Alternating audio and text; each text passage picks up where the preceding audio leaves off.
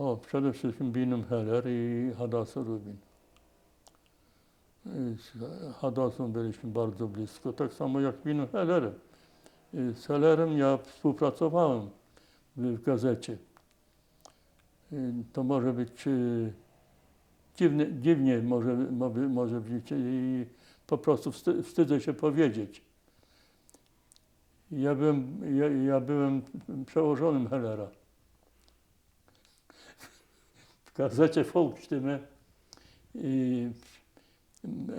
Heller był kierownikiem działu literackiego w gazecie Volksstimme.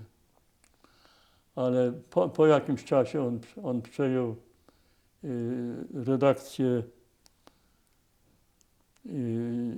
czasopisma literackiego, miesięcznika Jiddische Schriften.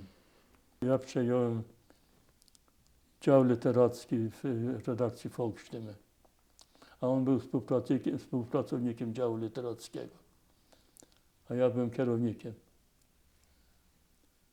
Tak się współpracowałem z nim bardzo, bardzo blisko. A w ogóle wtedy byłem blisko z wszystkimi pisarzami. Ze Swardem, z Olickim. Nie byłem bliski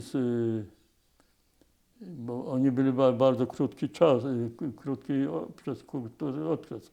Kain Rade i Sutzkever i jeszcze luminarze i inni. To z nimi nie miałem stosunku żadnego. Bo nie zdążyłem po prostu. Oni wjechali w 1947 roku i w 1948 roku.